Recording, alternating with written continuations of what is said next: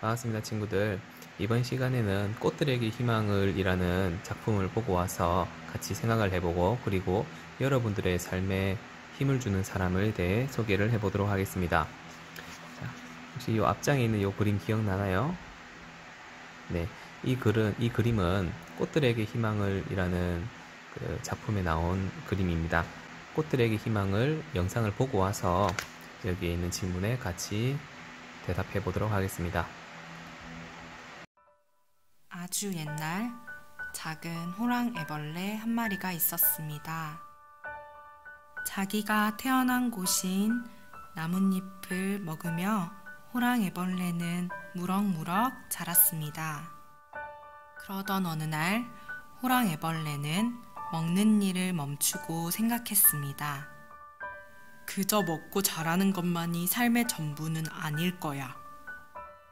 호랑 애벌레는 나무에서 내려오기로 결심했습니다.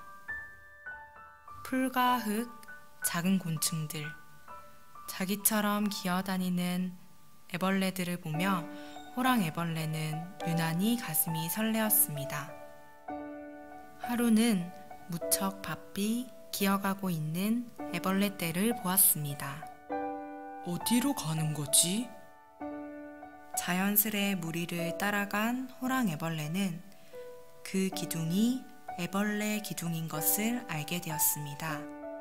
그래, 내가 찾으려는 것이 어쩌면 저곳에 있을지도 몰라. 저 애들이 지금 무얼 하는지 아니? 나도 몰라. 그건 아무도 몰라. 호랑 애벌레도 기둥 속으로 밀고 들어갔습니다. 사방에서 떠밀리고 채이고 밟히고 이런 상황에서 애벌레들은 더 이상 친구가 아니었습니다. 꼭대기에는 뭐가 있지? 나는 어디로 가고 있는 걸까? 너 방금 뭐라고 했니? 애벌레 틈 사이에서 노랑 애벌레가 말했습니다. 꼭대기까지는 얼마나 남았을까? 함께 대화를 나누던 사이 다른 애벌레들이 두 애벌레를 밟고 밀치고 올라가기 시작했습니다. 숨이 막혀 답답했지만 눈과 배가 밟히지 않도록 서로 끌어안았고 그들은 함께 있어 행복했습니다. 우리 내려가자. 애벌레 기둥에서 빠져나온 두 애벌레는 쉴 새 없이 남과 싸울 필요가 없는 것이 너무나 기뻤습니다. 두 애벌레는 함께 시간을 보내는 것이 꼭 천국에 와 있는 것 같았습니다. 하지만 시간이 흐르자 함께 있는 것조차 지겨워졌습니다. 이게 삶의 전부는 아닐 거야. 저 꼭대기에는 대체 무엇이 있을까? 나는 다시 저기 올라가 봐야겠어. 꼭 다른 친구들을 밟으며 그곳에 올라가야겠어? 호랑 애벌레는 길을 나섰고 노랑 애벌레는 몹시 괴로웠습니다. 우리 그렇게까지 저 위에 올라갈 만한 가치가 있을까?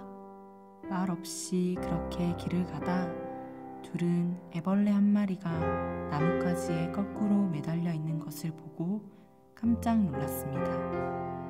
그 애벌레는 털투성이 주머니 속에 갇혀 있는 듯 했습니다. 괜찮으세요? 괜찮아. 나비가 되려면 이렇게 해야 한단다. 나비, 바로 그거야. 노랑 애벌레는 마음이 두근거렸습니다. 호랑 애벌레는 이해할 수 없었습니다. 우리가 나비가 될 수 있다고? 나비는 미래의 내 모습일 수도 있단다. 나비는 꽃에서 꿀을 빨아 이 꽃에서 저 꽃으로 사랑의 씨앗을 날라다 준단다. 나비가 없으면 꽃들도 이 세상에서 곧 사라지게 돼. 솜털 투성이 벌레일 뿐인데 그 속에 나비가 있다고요? 노랑애벌레는 고민했습니다. 자기도 멋진 나비가 되어서 꽃들에게 희망을 주는 것을요. 그러나 호랑애벌레는 우리는 나비가 될 수 없다고 말했습니다. 하지만 노랑 애벌레는 망설이다 물었습니다. 나비가 되기로 결심하면 무엇을 해야 되죠? 나를 보렴.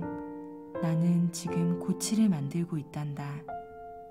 고치는 변화가 일어나는 동안 잠시 들어가 머무는 집이란다.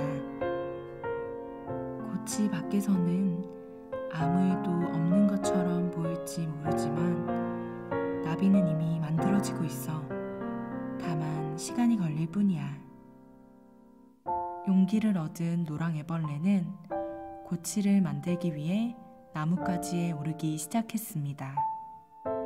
노랑 애벌레도 나뭇가지에 매달린 채 실을 뽑아내어 고치를 만들기 시작했습니다.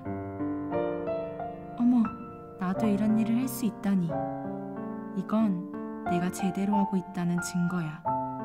내 속에 고치의 재료가 있다면 틀림없이 나도 나비가 될 수 있어. 나비가 되면 너는 진정한 사랑을 할 수 있어. 새로운 생명을 만드는 사랑을. 너는 아름다운 나비가 될 수 있어. 우리는 모두 너를 기다리고 있을 거야. 여러분들 잘 보고 왔나요? 네. 작품을 보고 나서 여러분들의 생각을 한번 이야기를 해보도록 하겠습니다. 중요한 질문 4개를 정해서 친구들과 함께 생각을 나누고 보겠는데요. 여러분들은 그냥 여기에 있는 질문을 통해서 여기에 답변을 해도 되고요. 아니면 새로운 질문을 만들어도 됩니다.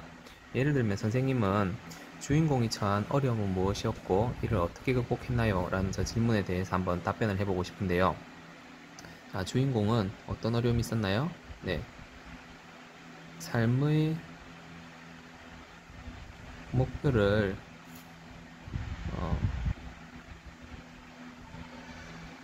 정하지 못하고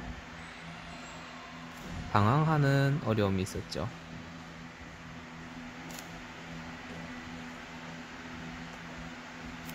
네, 두 번째, 자, 주인공의 삶을 대하는 태도에서 본받고 싶은 점. 선생님은 저기 애벌레 애들을 보면서 저 애벌레가 결국에는 목표를 자신을 위해서가 아닌 다른 꽃들을 위한 목표를 세우죠. 그래서 다른 꽃들을 위해 삶의 목표를 세우는 모습이 본받고 싶었습니다. 삶의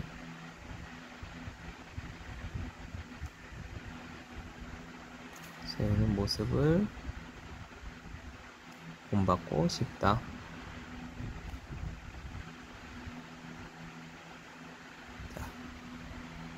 자, 이거는 선생님 생각이고 여러분들이 이 칸에는 여러분들의 생각을 적으면 됩니다. 자, 그럼 지금부터 나머지 빈 두 칸은 여러분들이 직접 한번 생각을 하여서 적어보도록 하겠습니다. 잠깐 영상 멈추고 적어주세요.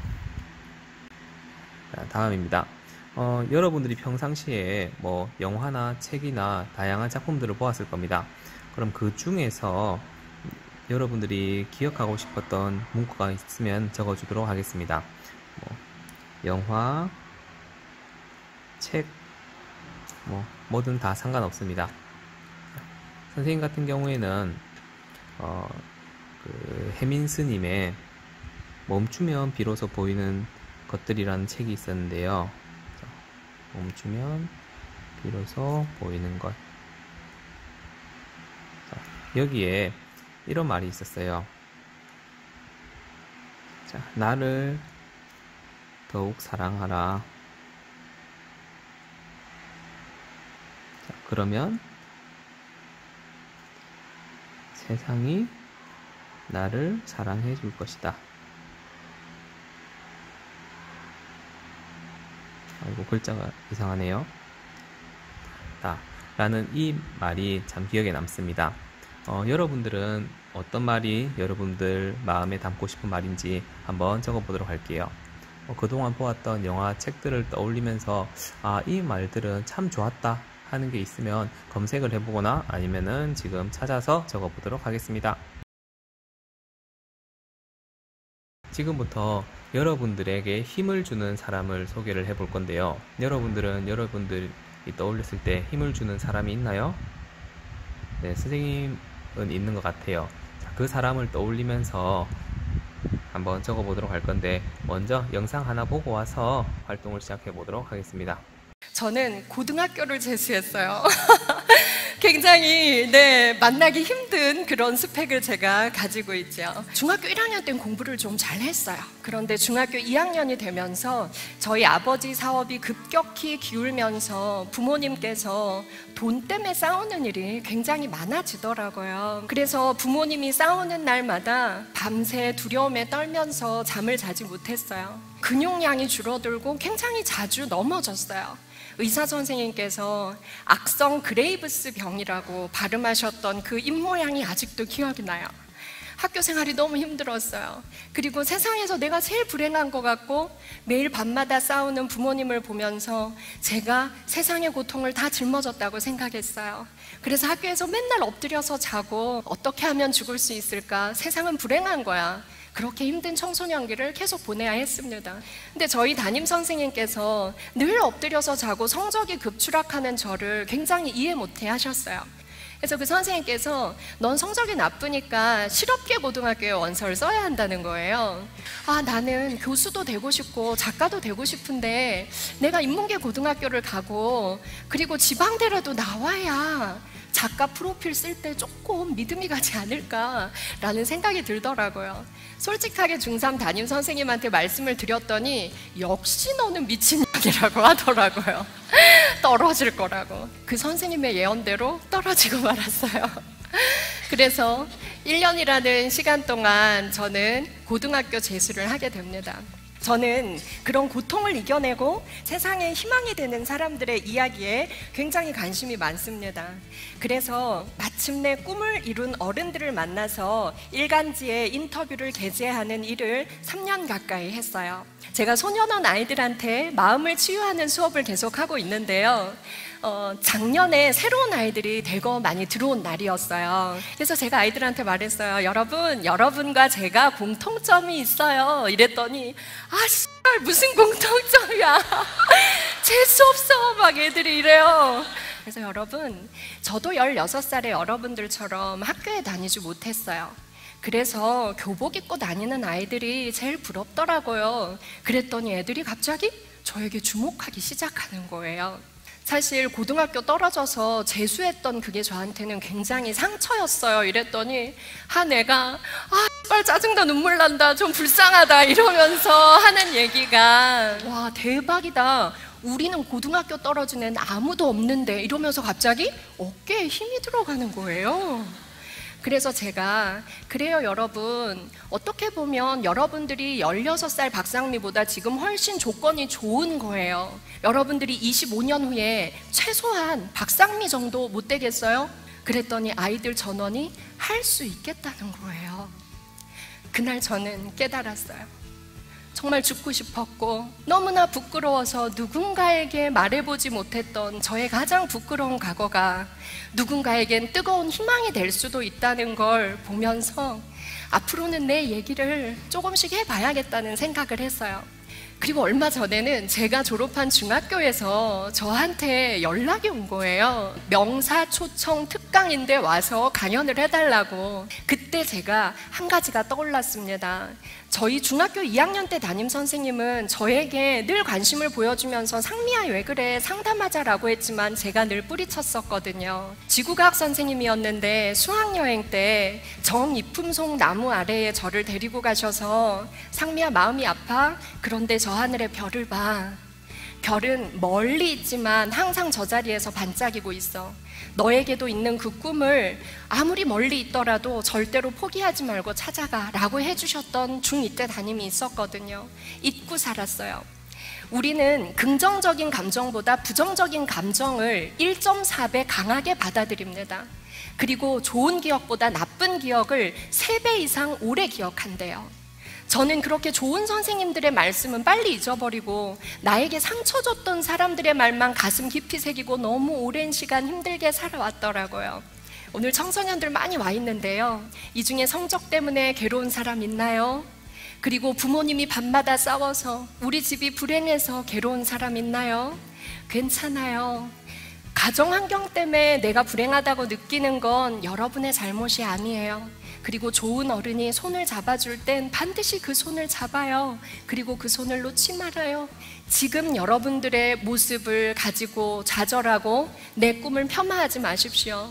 25년 후에 30년 후에 여러분들이 무엇이 되어 있을지는 감히 아무도 상상할 수 없는 일인 것 같습니다.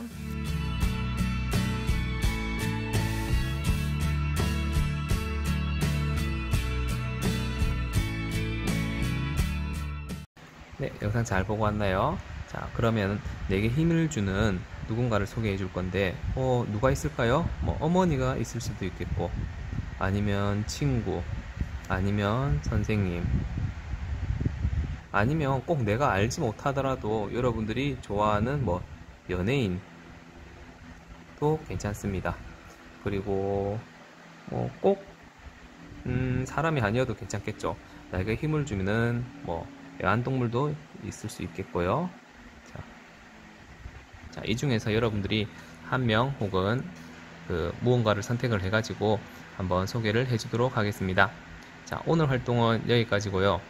여러분들에게 힘을 주는 누군가를 소개해주고 요 글을 담임선생님께 확인받도록 하겠습니다. 자, 지금부터 활동 시작해 주세요.